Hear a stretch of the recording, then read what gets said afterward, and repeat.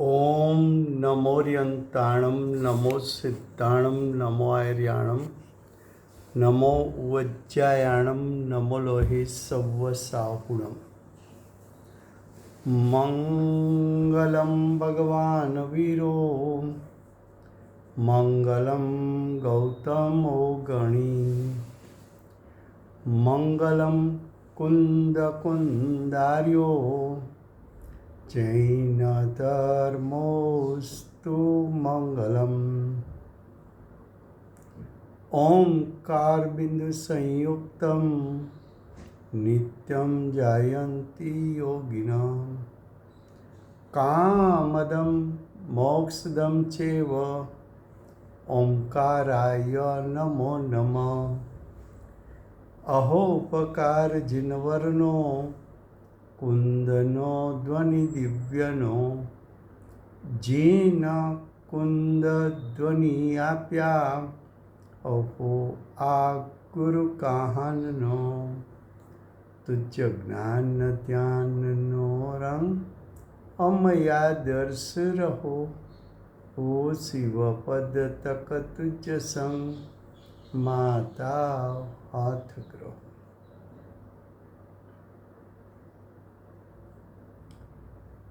ये समयसार नाम का परम अध्यात्म शास्त्र है।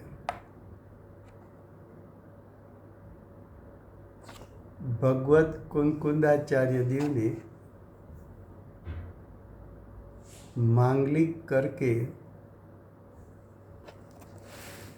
समयसार को कहने की प्रतिज्ञा की है। समयसार का अर्थ आचार्य भगवान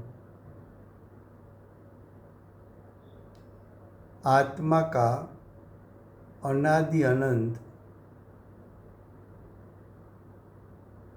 अकृत्रिम परिपूर्ण शक्ति रूप सामर्थ्य वाला शुद्ध स्वभाव ज्ञानानंद स्वभाव, उसको आचार्य भगवान समयसार कहते हैं। ये समयसार स्वभाव जो आत्मा का है वो तीन काल में कभी भी अशुद्ध होता नहीं है। तीन काल में कभी भी परद्रव्य को अपने स्वक्षेत्र में उसका प्रवेश करने नहीं देगा। विभाव विज्ञायक स्वभाव में प्रवेश नहीं कर सकता। ऐसा स्वभाव का भान, उसका श्रद्धान, उसका ज्ञान वो अज्ञानी को नहीं है।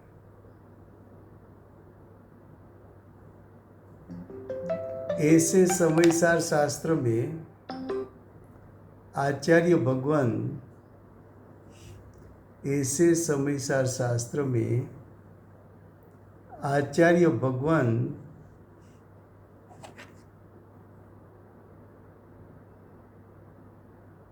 कर्ता कर्म अधिकार में ऐसा दर्शाते हैं कि अज्ञानी जीव करता है और अज्ञान उसका कर्म है। तो अज्ञानी का अज्ञान यानी अज्ञानी की कर्ता कर्म प्रवृत्ति आचार्य भगवान छुड़ाना चाहते हैं। एक कर्ता कर्म प्रवृत्ति कब छूटेगी? तो आचार्य भगवान कहते हैं कि आत्मा के शुद्ध स्वभाव पर जब तक दृष्टि नहीं गिरती तब तक कर्ता कर्म प्रवृत्ति छूटती नहीं है। ऐसे कर्ता कर्म अधिकार में गाथा 92 चलती है, उसकी टीका चलती है। टीका के विषय में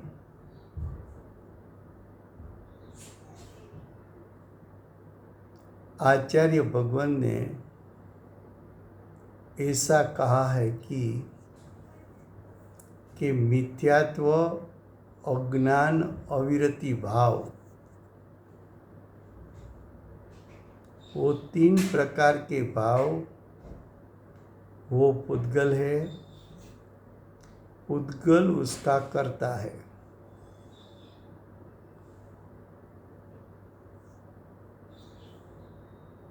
ये 3 परिणाम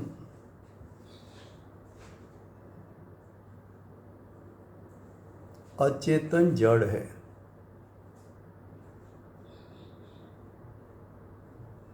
क्योंकि उसका कर्ता अचेतन है। ये 3 परिणाम पुद्गल के लक्ष्य होता है, इसलिए वो परिणाम पुद्गल है, जड़ है, अचेतन है। जीव उसको कर नहीं सकता।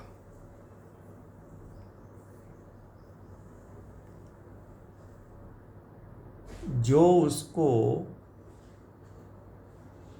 अचेतन परिणाम यानी मिथ्यात्व,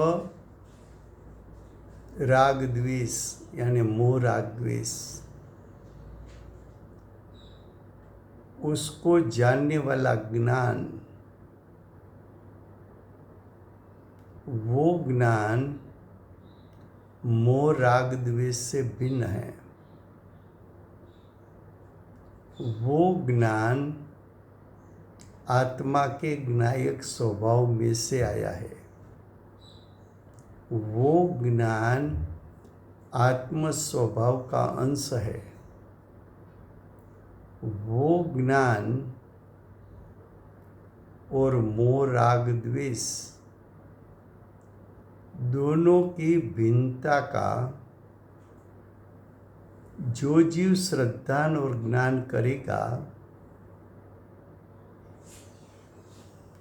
उसको कर्ता कर्म प्रवृत्ति छूट जाती है। इतना विषय चला है। अब देखो टीका। टीका के आखिरी शब्द है 2.5 लाइन में, उसी प्रकार वो प्रकार का अनुभव का कल अर्थ किया था। अनुभव का अर्थ है ज्ञान।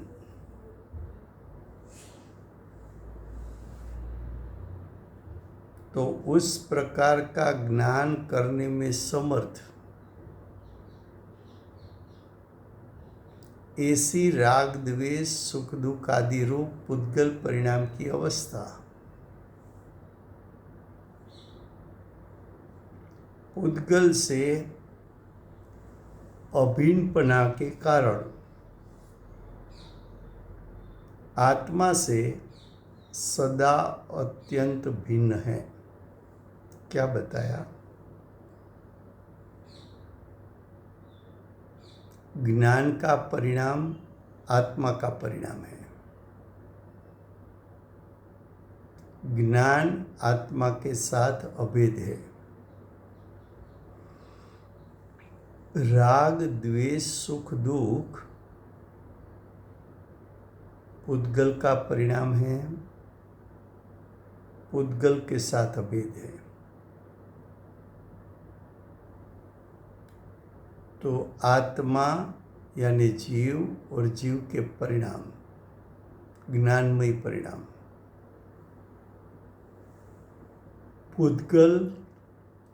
पुद्गल के मोह राग द्वेष रूप परिणाम। तो आत्मा की सत्ता भिन्न, पुद्गल की सत्ता भिन्न। आत्मा की सत्ता में ज्ञान रूप परिणाम अभेद है। पुद्गल की सत्ता में राग द्वेष इंद्रिय सुख दुख के परिणाम अभेद है। तो एक तरफ आत्मा, दूसरी तरफ पुद्गल, दोनों की बीच में भिन्नता है। दोनों अत्यंत भिन्न हैं। दोनों की भिन्नता का श्रद्धान करना सम्यक दर्शन। दोनों की भिन्नता का ज्ञान करना सम्यक ज्ञान। यहाँ तक विषय चल चुका है। अब आगे, और उसके निमित्त से होता हुआ इस प्रकार का अनुभव, यानी इस प्रकार का ज्ञान आत्मा से अभिन्नपणा के कारण पुद्गल से सदाई अत्यंत भिन्न है। क्या कहा?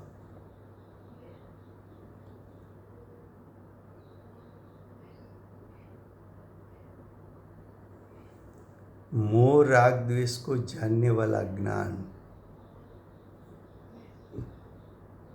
मोह राग द्वेष से भिन्न।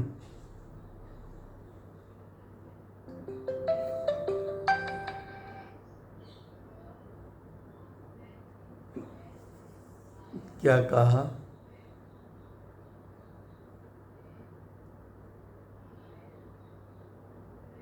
कि मोह राग द्वेष को जानने वाला ज्ञान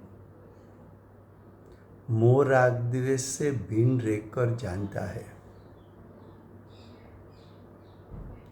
मोह राग द्वेष ज्ञान में प्रवेश नहीं करता और मोह राग द्वेष के जानने वाला ज्ञान वो आत्मा के साथ अभेद है।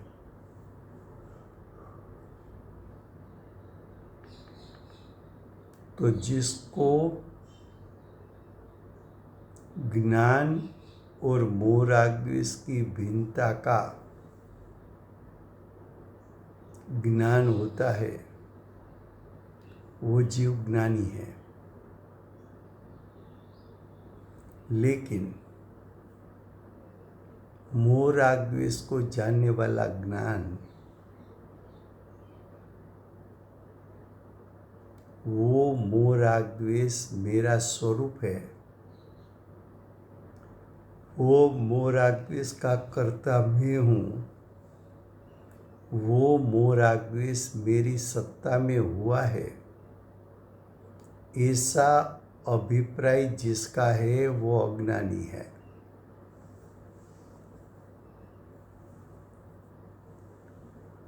तो कि ऐसा क्यों कहा?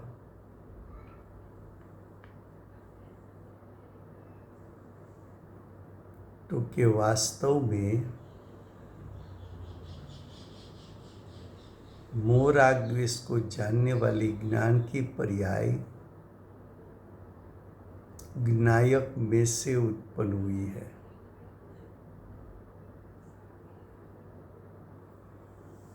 ज्ञान की पर्याय ज्ञायक स्वभाव का अंश है।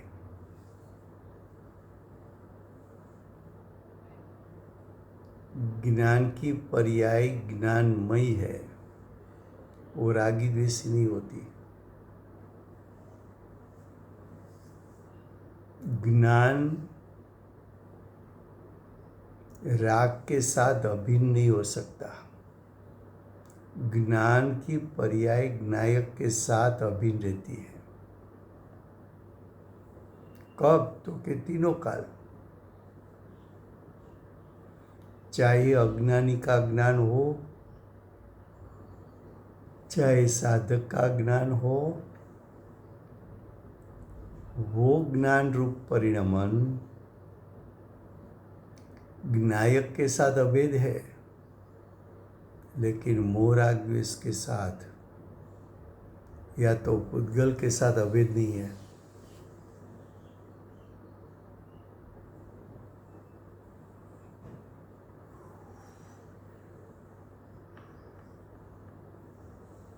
अब आगे, जब अज्ञान के कारण आत्मा तो राग द्वेष सुखादि और उसके अनुभव को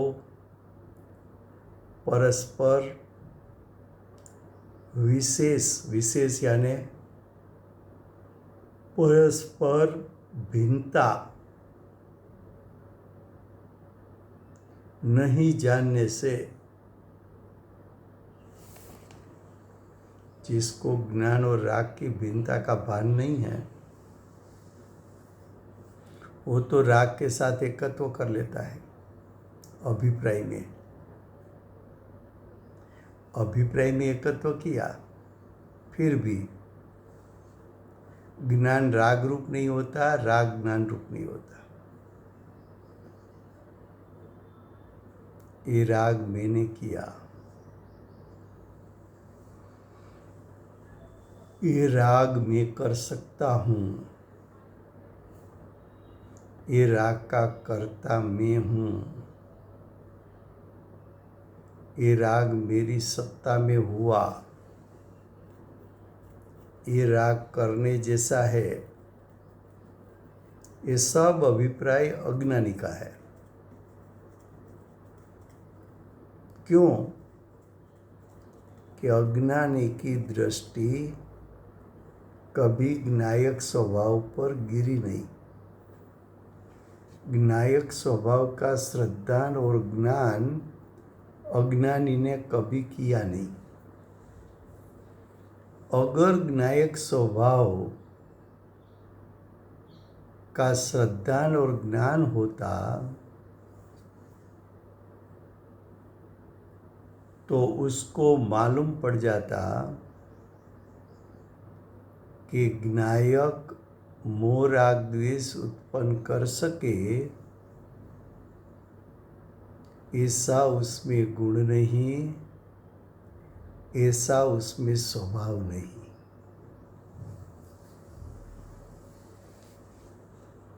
मोह राग द्वेष की उत्पत्ति वो तो पर्याय की योग्यता है। वर्तमान पर्याय की योग्यता के कारण उत्पन्न हुआ है, ज्ञायक स्वभाव के कारण उत्पन्न नहीं हुआ है। ज्ञायक स्वभाव तो ज्ञान रूप परिणमित हो सकता है, मोह राग द्वेष रूप इंद्रिय सुख दुख रूप परिणमन नहीं कर सकता। तो अज्ञानी को मोह राग द्वेष, इंद्रिय सुख दुख और ज्ञायक स्वभाव, उसका भेद क्या है, भिन्नता क्या है, पृथकता क्या है, उसका सही श्रद्धान और ज्ञान नहीं। उसको तो ऐसा लगता है कि मैं रागी द्वेषी हो गया। तेरा आत्मा तीनों काल परिपूर्ण शुद्ध रहने वाला, तेरा ज्ञायक स्वभाव अनादि से अनंत काल अतीन्द्रिय ज्ञान अतीन्द्रिय सुख स्वभावी, वो इंद्रिय ज्ञान इंद्रिय सुख दुख रूप कैसे हो सकता है?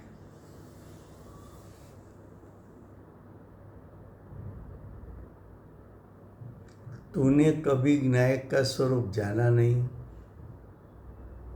कभी ज्ञायक का स्वरूप माना नहीं, कभी ज्ञायक का स्वरूप का चिंतन नहीं किया, कभी ज्ञायक के स्वरूप का मनन नहीं किया,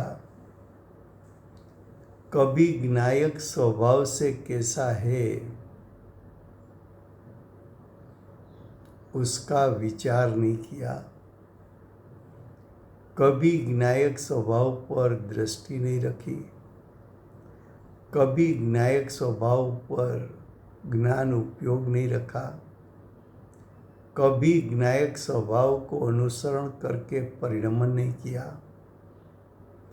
कभी तूने ज्ञायक स्वभाव की रुचि नहीं की, कभी ज्ञायक स्वभाव पर प्रेम नहीं किया, कभी ज्ञायक स्वभाव रूप में परिणमन करूं ऐसा पुरुषार्थ कभी नहीं किया।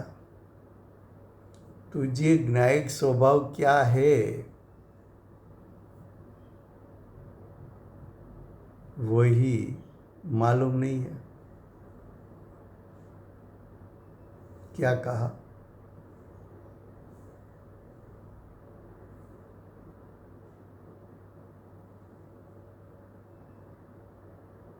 અહીંયા ऐसा कहा कि उसका अनुभवन का परस्पर विशेष नहीं जानता तब तक एकपणा का अध्यास के लिए आत्मा और मोह राग द्वेष एक मेघ है ऐसा ज्ञानी मानता है। ज्ञानी ऐसा कहता है कि मोह राग द्वेष ने कभी ज्ञान का स्पर्श किया नहीं, मोह राग द्वेष कभी ज्ञान रूप हुआ नहीं, मोह राग द्वेष कभी ज्ञान में प्रवेश किया ही नहीं।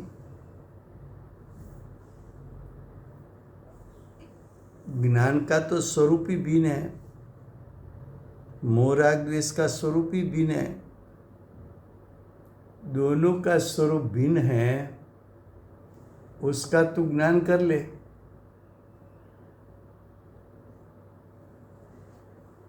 क्या कहा?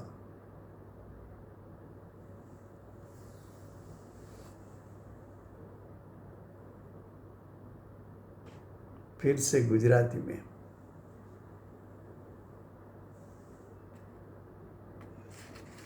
બાણું ગાથાની ટીકા ચાલે છે। ટીકાની છેલ્લી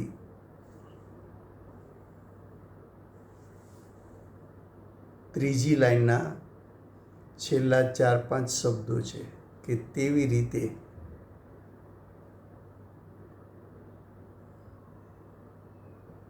તે પ્રકારનો અનુભવ કરવામાં સમર્થ એવી,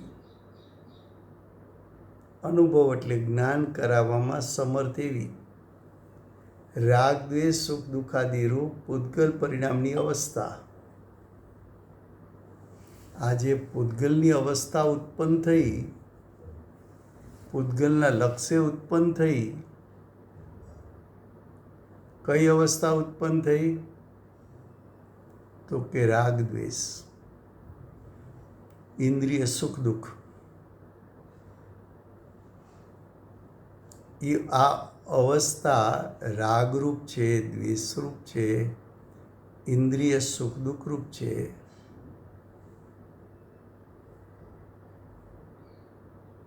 એવું જાણનાર એક જ્ઞાન પણ ત્યાં છે।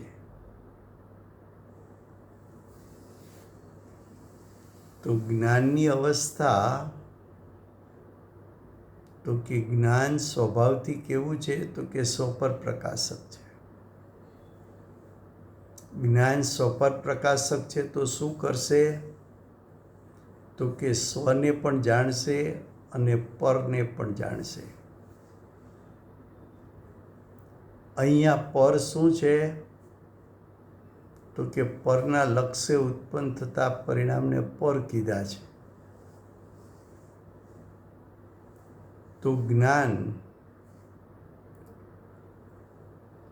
સ્વ યાની આત્મ સ્વભાવને પણ જાણી શકે અને જ્ઞાન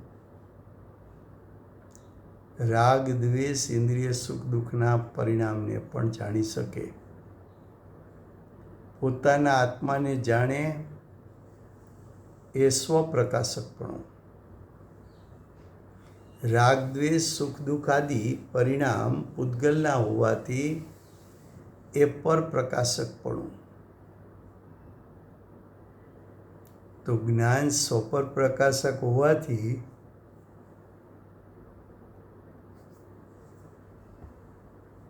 રાગ દ્વેષ ઇન્દ્રિય સુખ દુઃખ અને આત્માના શુદ્ધ સ્વભાવને જાણી શકે છે, કારણ કે સ્વપર પ્રકાશક છે. હવે આવું જ્યારે જાણપણું થયું ત્યારે આચાર્ય ભગવંત રાગ દ્વેષ ઇન્દ્રિય સુખ દુઃખથી આત્માનું સ્વરૂપ ભિન્ન છે એ દર્શાવવા માટે એમ કહે છે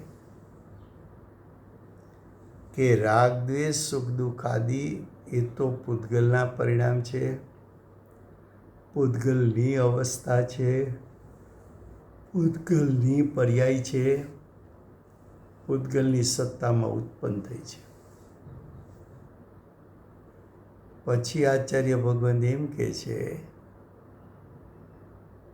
કે આ રાગ દ્વેષ સુખ દુઃખ આદિને જાણી શકે એવું જ્ઞાન જે ઉત્પન્ન થયું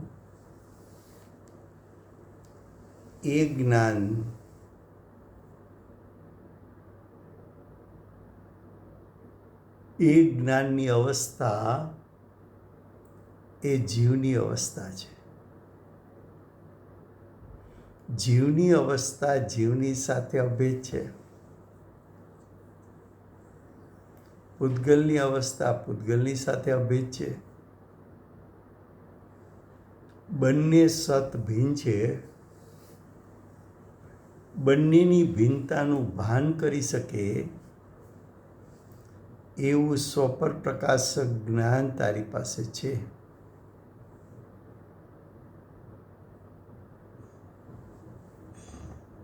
એ જ્ઞાન દ્વારા તો સ્વ અને પર વચ્ચે વિવેક રાખીને સ્વપર પ્રકાશક જ્ઞાનને ઉત્પન્ન કરીને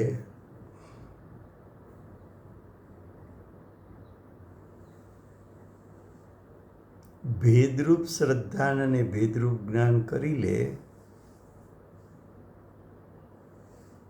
તો તને કર્તા કર્મ પ્રવૃત્તિમાંથી ત્યાગ મળે છે. કર્તા કર્મ પ્રવૃત્તિ તારી છૂટી જાય છે.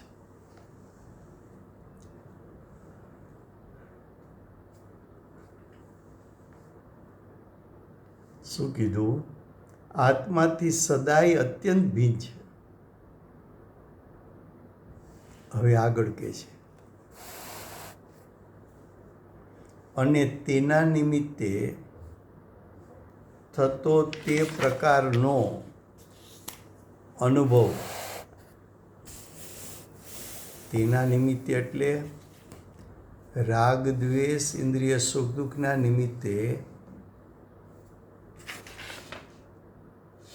થતું તે પ્રકારનું જ્ઞાન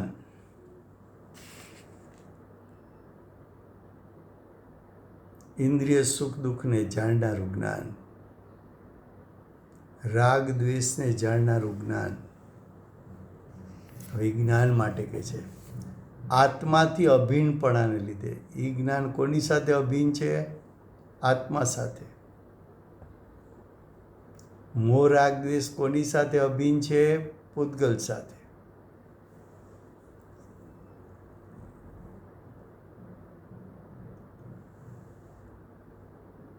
વિશેષ દ્રઢ કરાવવા પાછું કહ્યું કે પૂતગલથી સદાય અત્યંત ભિન્ન છે. અત્યંત ભિન્ન છે એટલે દ્રવ્ય ક્ષેત્ર કાળ ભાવથી ભિન્ન છે. અત્યંત ભિન્ન છે એટલે એક ચેતન છે અને બીજું જડ છે, માટે ત્યાં અત્યંત અભાવ શબ્દ વાપર્યો છે, એટલે એને અત્યંત કહ્યું, ભિન્ન. અત્યંત અભાવ ત્યારે કહેવાય કે જ્યારે ચેતન અચેતન વચ્ચેની ભિન્નતા બતાવી હોય ત્યારે. અન્યોન્ય અભાવ ત્યારે બતાવાય કે બે પૂતગલ પરમાણુની ભિન્નતા બતાવી હોય ત્યારે.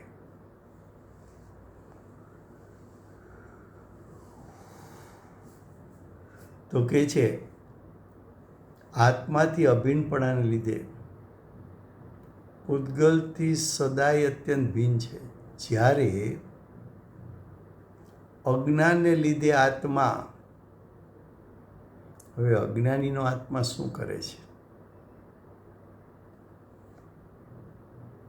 આત્મા તો ગમે તેનો હોય, જ્ઞાનીનો હોય કે અજ્ઞાનીનો.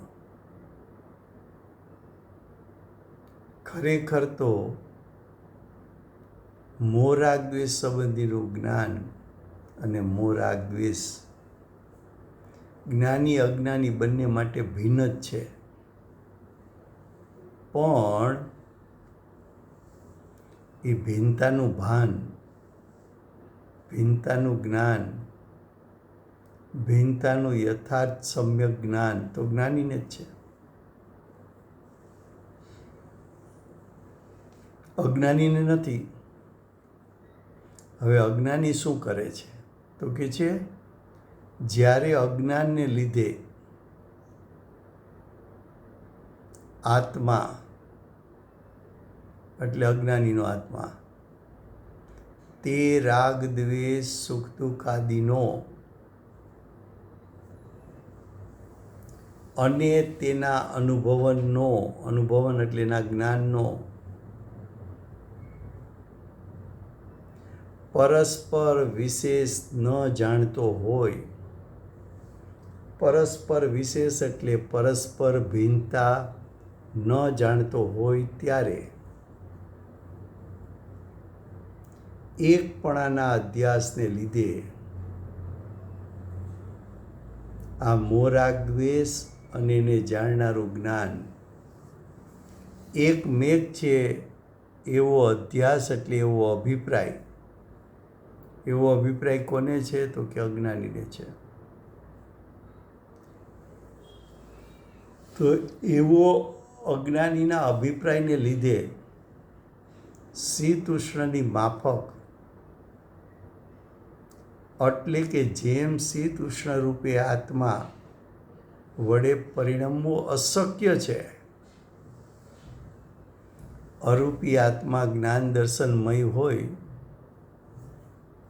સ્વભાવથી ત્રણે કાળ, એ શીત ઉષ્ણ રૂપે કેમ પરિણમે? એમ આત્મા ત્રણેય કાળ જ્ઞાન અને સુખ સ્વભાવી હોય તો એ આત્મા રાગ દ્વેષ કે ઇન્દ્રિય સુખ દુઃખ રૂપે કેમ પરિણમે?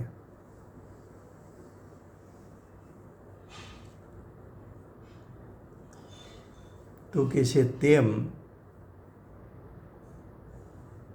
આત્મા વડે પરિણમવું અશક્ય છે. જેમ આત્મા શીત ઉષ્ણ રૂપે પરિણમી શકતો નથી, તેમ આત્મા રાગ દ્વેષ અથવા ઇન્દ્રિય સુખ દુઃખ રૂપે પરિણમી શકતો નથી. અશક્ય છે એમ કે છે. અશક્ય કેમ કીધું? તો કે આત્મા સ્વભાવથી જ્યારે ત્રણે કાળ જ્ઞાન અને સુખ સ્વભાવી છે, તો જ્ઞાન અને સુખ સ્વભાવી આત્મા રાગ દ્વેષ રૂપે કેમ પરિણમે? ઇન્દ્રિય સુખ દુઃખ રૂપ કેમ પરિણમે? નિમક છે, સાકર છે, સાકર એ સ્વભાવથી મીઠી છે, તો એ તીખાશ રૂપે કેમ પરિણમે? સાકર ખટાશરૂપ કેમ પરિણમી શકે? અશક્ય છે. તો જીવ જ્ઞાન દર્શનમય, જ્ઞાન દર્શન સ્વભાવી, જીવ જ્ઞાન આનંદ સ્વભાવી, એ રાગી દ્વેષી રૂપે કેમ પરિણમે? એ ઇન્દ્રિય સુખ દુઃખ રૂપે કેમ પરિણમે? તો કે છે આત્મા વડે પરિણમવું અશક્ય છે. 3 કાળમાં ક્યારેય શક્ય નથી.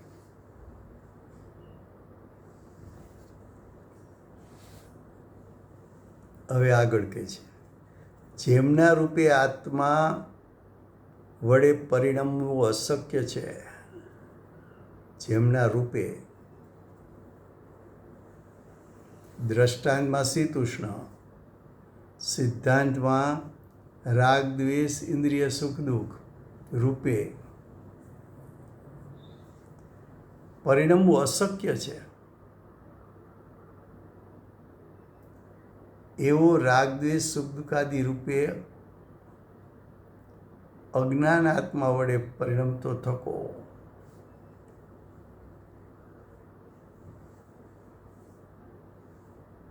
શું કહે છે?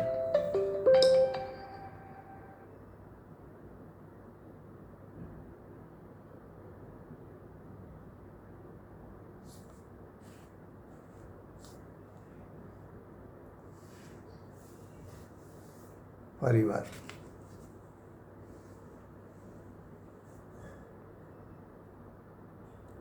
જેમના રૂપે આત્મા વડે પરિણમવું અશક્ય છે. જેમના એટલે કોના રૂપે? તો કે રાગ દ્વેષ અને ઇન્દ્રિય સુખ દુઃખ રૂપે પરિણમવું અશક્ય છે. કેમ અશક્ય કહ્યું? તો કે આત્મા તો 3 કાળ જ્ઞાનાનંદ સ્વભાવી છે. આત્મા તો 3 કાળ ચૈતન્યમય છે. આત્મા તો 3 કાળ જ્ઞાન દર્શનમય છે. આત્મા તો અનંત પુરુષાર્થનો પિંડ છે. આત્મા તો 3 કાળ શુદ્ધતાનો પિંડ છે. તો જે 3 કાળ શુદ્ધ હોય, 3 કાળ જ્ઞાન દર્શનમય હોય, 3 કાળ ચૈતન્યમય હોય, 3 કાળ જ્ઞાન અને સુખમય હોય, એ મોહ રાગ દ્વેષ રૂપે કેવી રીતે પરિણમી શકે?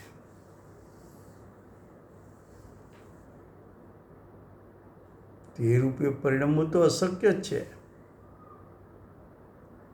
હવે કે છે એવા રાગ દ્વેષ સુખ દુઃખાદિ રૂપે અજ્ઞાન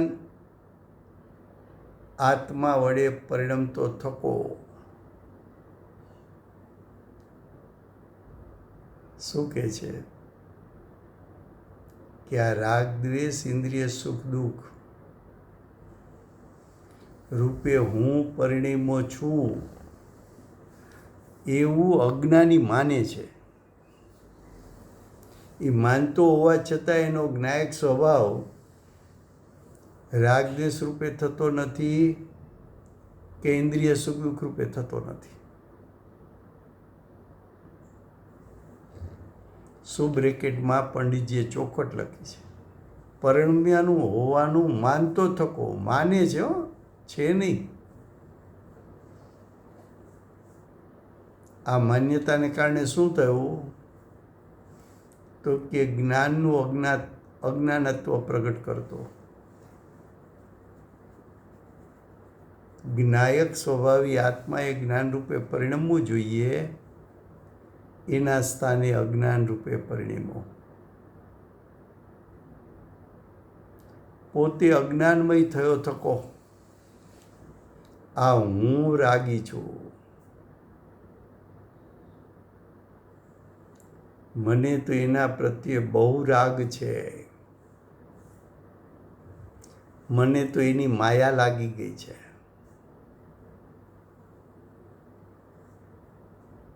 આ શબ્દ કોના છે? અજ્ઞાનીના.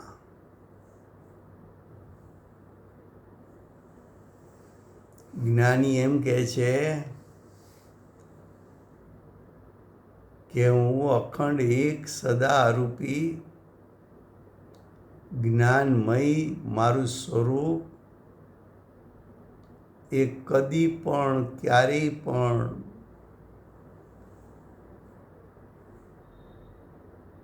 રાગ દ્વેષ રૂપે કે ઇન્દ્રિય સુખ દુઃખ રૂપે થતું જ નથી.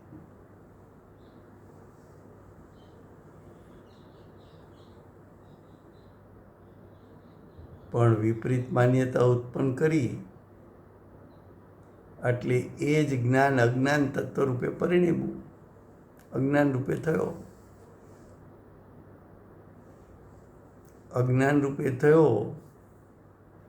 તો અજ્ઞાની પરિપૂર્ણ ત્રિકાળ શુદ્ધ આત્મ સ્વભાવને કેવો માને છે? તો કે આ હું રાગી છું, એટલે કે હું રાગનો કરતા છું. અજ્ઞાની કોનો કરતા છે? રાગ દ્વેષ પરિણામનો.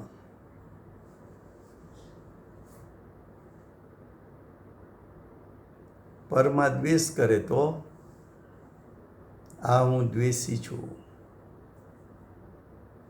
ક્રોધ કરે તો આ હું ક્રોધી છું, માન કરે તો આ હું માની છું, માયા કરે તો આ માયા સ્વરૂપ હું છું.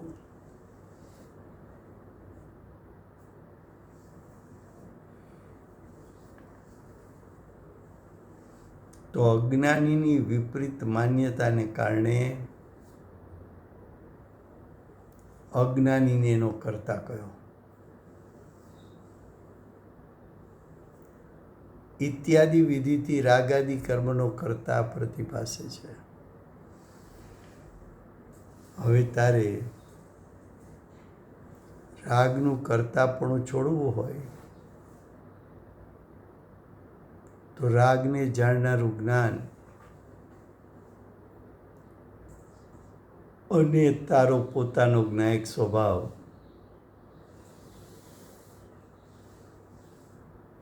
એ રાગાદી પરિણામથી, ઇન્દ્રિય સુખ દુઃખના પરિણામથી ભિન્ન છે એવું ભેદરૂપ શ્રદ્ધાને ભેદરૂપ જ્ઞાન કર તો આ તારા બધા વિપરીત અભિપ્રાયો નાશ પામશે.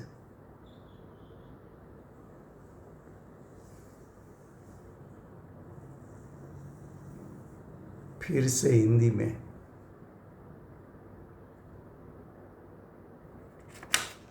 देखो,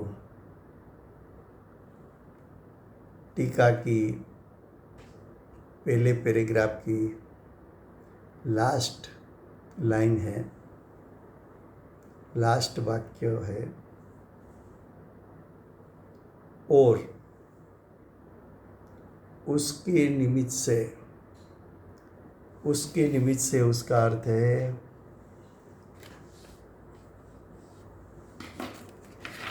राग आदि के निमित्त से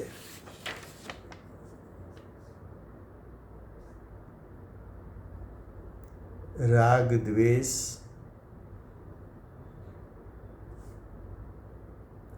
और इंद्रिय सुख दुख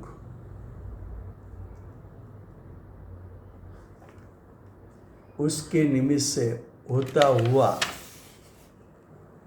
ये प्रकार का अनुभव यानी ज्ञान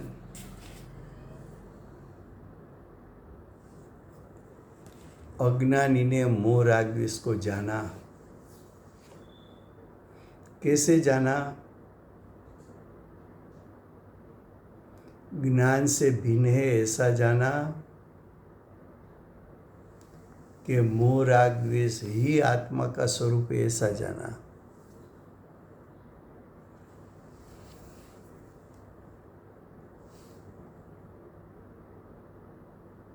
बोलो, कुटुंबी जन के साथ राग द्वेष छोड़ना चाहिए कि रखना चाहिए? तो लोग क्या बोलते हैं कि हम तो संसार में हैं, तो कुटुंबीजन के प्रति राग द्वेष तो होता है ना। तो आत्मा किसका कर्ता बना? मोह राग द्वेष का।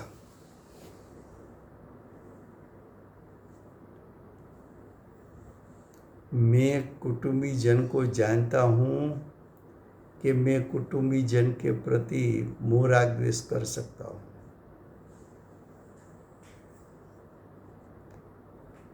उसका निर्णय आज तक नहीं किया।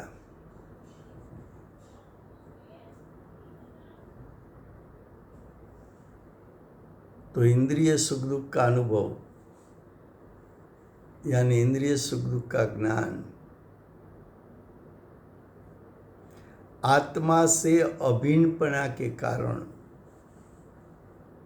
जो ज्ञान है वो तो आत्मा के साथ अभिन्न है। वो कहीं आत्मा के स्वरूप से ज्ञान की पर्याय भिन्न नहीं हो सकती।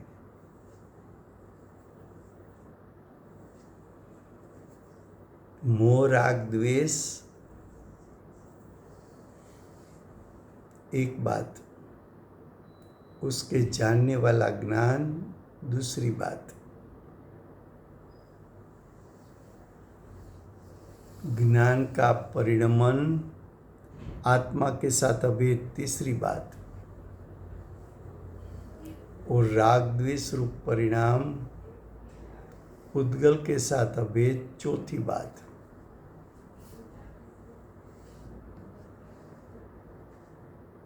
ज्ञान का परिणाम भी है, मोह राग द्वेष का भी परिणाम है। ज्ञान ज्ञान को भी जानता है, ज्ञान मोह राग द्वेष को भी जानता है। ज्ञान आत्मा का स्वरूप है, मोह राग द्वेष उद्गल का स्वरूप है। ज्ञान आत्मा के साथ अभेद है, मोह राग द्वेष उद्गल के साथ अभेद है।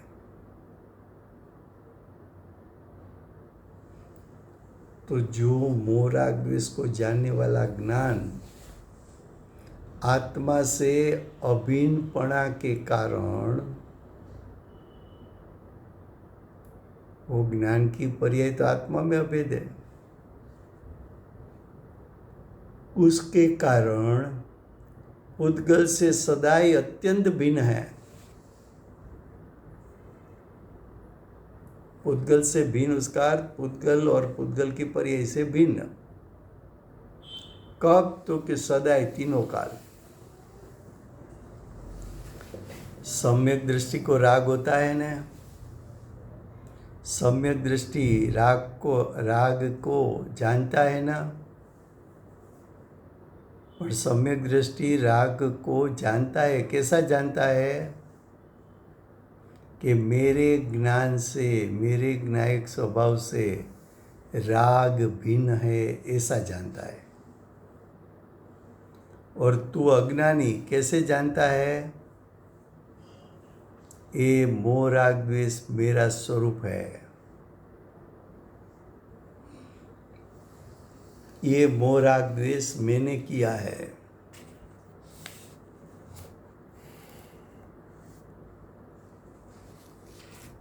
उसको भिन्नता का भान नहीं है।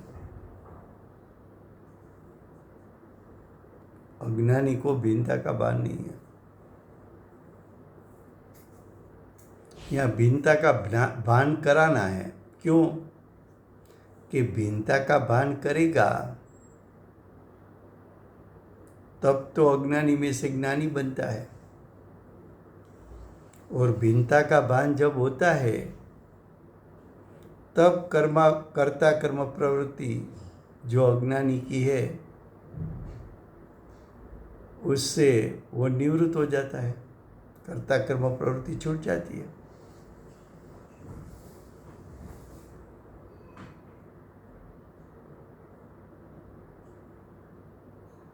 जब अज्ञान के कारण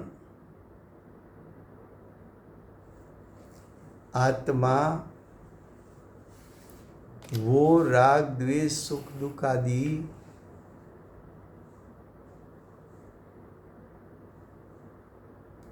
और उसका अनुभव, देखो दो भिन्न बताया।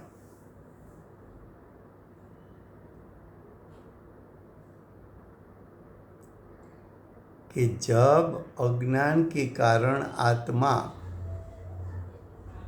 वो राग द्वेष सुख आदि, एक परिणाम राग द्वेष सुख आदि, सुख दुख आदि है, दूसरा परिणाम अनुभवन यानी ज्ञान के माध्यम से जानना। तो एक जानन क्रिया है, एक राग द्वेष इंद्रिय सुख दुख रूप एक क्रिया, दूसरी क्रिया सिर्फ जानना। ऐसी दो क्रिया परस्पर विशेष नहीं जानने वाला, यानी दोनों के बीच में भिन्नता को नहीं जानने वाला, तब भिन्नता भिन्न है फिर भी भिन्न नहीं जानता है, तब एकपणा का अभ्यास के कारण, तो एकपणा का अध्यास किसको कहते हैं कि उसके अभिप्राय में ऐसा हो गया कि ज्ञान और राग द्वेष दोनों एक बीजे से मिले हुए हैं, दोनों अभेद है। तो ये तो मान्यता उसने विपरीत कर दी। कभी जानन क्रिया जिसका स्वभाव है वो कभी रागी द्वेषी हो सकता है, और जिसका स्वभाव राग द्वेष करना है वो जानन क्रिया कर सकता है तो क्या नहीं कर सकता।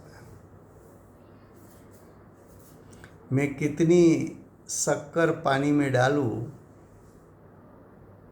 तो पानी खट्टा हो जाएगा, तो कि तीनों काल पानी में शक्कर डालते रहा, कभी भी पानी खट्टा नहीं होगा। क्यों? तो कि शक्कर का स्वभाव ही खट्टा होने का नहीं है।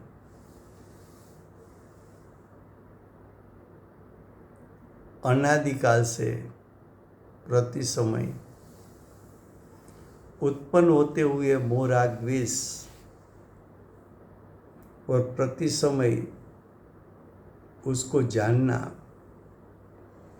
ऐसी जानन क्रिया अनादि से आज तक चली आई, फिर भी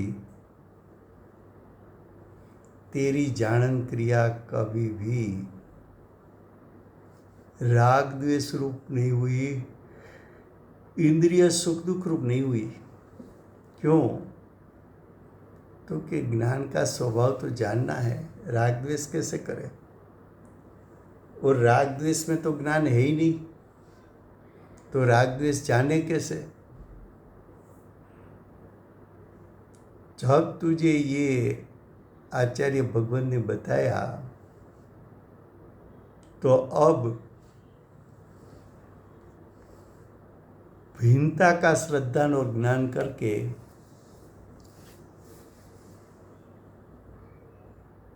राग द्वेष का लक्ष्य छोड़ के विनायक स्वभाव का लक्ष्य करके सम्यक दर्श ज्ञान चरित्र प्रकट कर ले, कर्ता कर्म प्रवृत्ति छोड़ दे।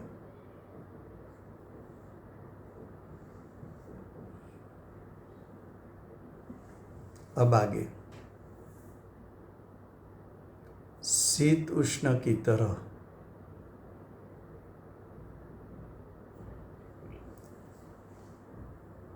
शीत उष्ण, तो क्या आत्मा शीत उष्ण को जान सकता है? लेकिन आत्मा शीत उष्ण रूप परिणमन करना वो आत्मा के लिए अशक्य है। ज्ञान मोह राग द्वेष को जान सकता है। ज्ञान इंद्रिय सुख दुख को जान सकता है, लेकिन ज्ञान राग द्वेष रूप हो नहीं सकता। ज्ञान इंद्रिय सुख दुख रूप हो नहीं सकता।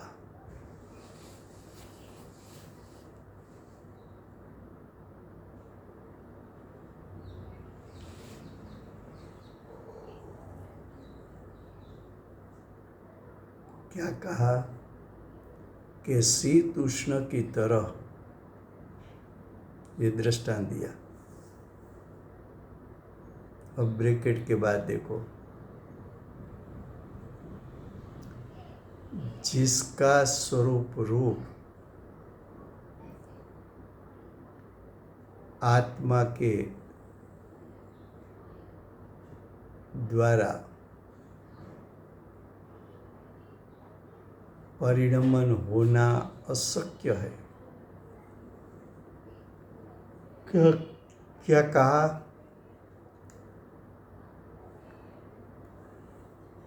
कि त्रिकाल परिपूर्ण शक्ति रूप सामर्थ्य वाला ज्ञान का पिंड, ऐसा ज्ञायक, वो ज्ञायक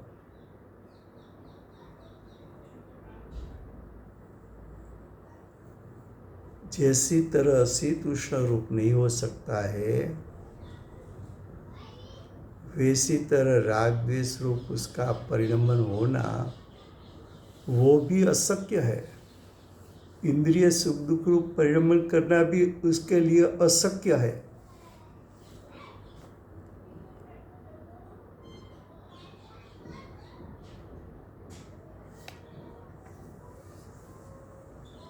अब आगे, तो उसकी तरह आत्मा परिणमन करना अशक्य है। ऐसे राग द्वेष सुख दुख आदि रूपे अज्ञान आत्मा वड़े, अज्ञान आत्मा के द्वारा परिणमता हुआ, यानी मैं ऐसा रूप परिणमन करता हूँ, ऐसी मान्यता वाला ज्ञान का अज्ञानत्व प्रकट करता है। अज्ञान किसको कहा कि अज्ञानी हो के ज्ञानी हो। आत्मा जैसी तरह शीत उष्ण रूप परिणमन नहीं कर सकता है, वैसी तरह आत्मा राग द्वेष रूप परिणमन नहीं कर सकता है। फिर भी आत्मा राग द्वेष रूप परिणमन किया,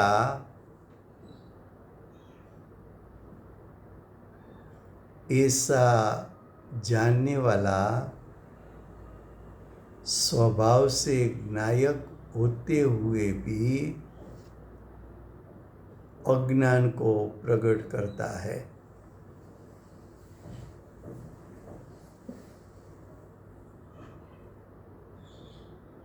इसलिए वो अज्ञानमय हो गया।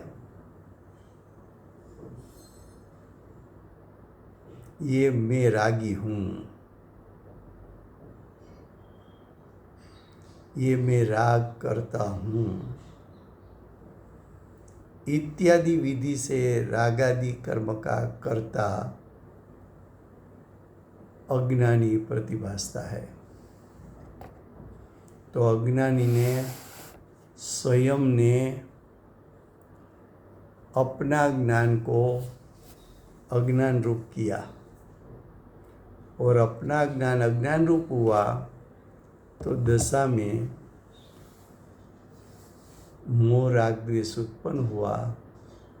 इसलिए अज्ञानी मोह राग द्वेष का करता है। मोह राग द्वेष अज्ञानी का कर्म है, ऐसा सिद्ध किया। तो यहाँ टीका पूर्ण हुई, भावार्थ कल चलेगा।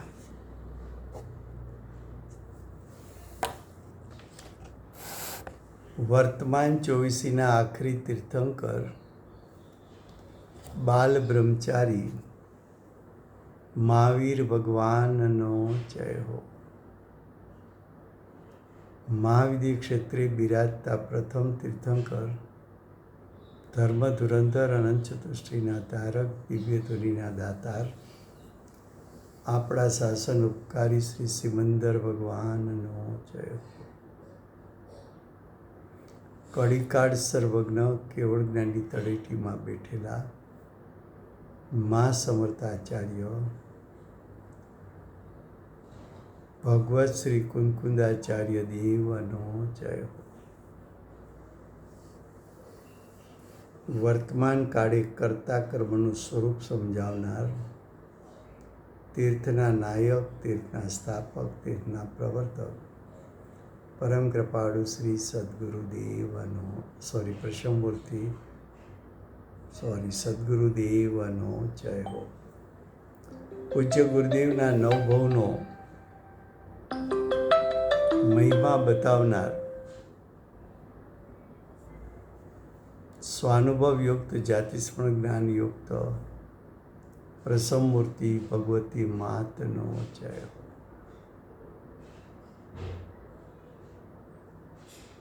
સમ્યક દર્શનની પ્રાપ્તિમાં નિમિત્તરૂપ અષ્ટજીનવાણી માતનો જય હો।